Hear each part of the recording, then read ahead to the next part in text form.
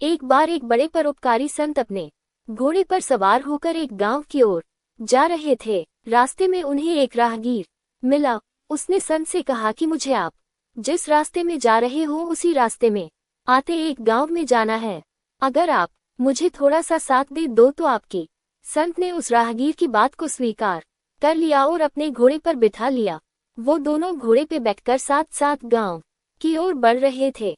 उसी दौरान दोनों में संवाद भी हुआ। राहगीर बोला, महाराज आप तो साधु महाराज है, आपको इस घोड़े का क्या काम? आपके न तो बाल बच्चे हैं और न ही धंधा और न ही कोई व्यापार। आप तो संत है तो फिर आप इसे घोड़े का क्या करेंगे? हम गृहस्थ हैं, घोड़े का अधिक उपयोग तो हमारे लिए है, इसलिए कृपा करके आप ये घोड़ा मुझे दे दो तो आपकी बड़ी कृपा होगी। राहगीर की बात सुनकर संत ने कहा, अच्छा ठीक है, मैं ये घोड़ा तुम्हें दे दूंगा, किंतु बदले मैं मेरी एक शर्त है कि तुम्हारा गांव 4 मील दूर है। जब तक गांव नहीं आता तुम्हें पूरे रास्ते केवल राम नाम जपना होगा।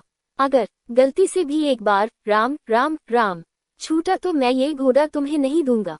ये सुनकर राहगीर खुशी के मारे उछलने लगा और सोचता है कि मैंने इस संत को अच्छा पटा लिया। सिर्फ 15-20 मिनट की बात है और फिर ये घोड़ा मेरा हो जाएगा। मन उससे भी कई ज्यादा तेज गति से चल रहा था।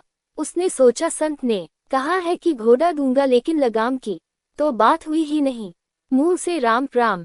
कुछ समय के बाद आखिर उसने पूछी लिया कि महाराज आप घोड़ा तो दोगे, लगाम दोगे कि नहीं? संत ने कहा, ज्ञानी अब न घोड़ा मिलेगा न ही लगाम, क्योंकि तुम शर्त हार गए। लोग बड़ी मुश्किल से भगवान का नाम जपते हैं, पर जिस समय जपने बैठते हैं उसी समय ध्यान लगाने की जगह दुनियादारी की सब बात सोचते हैं। बाकी समय तो अपने मन को कहीं न कहीं पर लगाए रखते हैं। हमारा पुरुषार्थ इसी में है कि माला गिनने को एक धार्मिक कर्म न माने, बल्कि उसे पाप काटने का एक अमोघ अस्त्र मानकर स्वीकार करे, भावपूर्वक जपे, फिर देखिए कैसा अचिंत्य प्रभाव होता है। जीवन की दिशा दशा सुधरने के साथ आत्मा के उद्धार का भी मार्ग खुलेगा।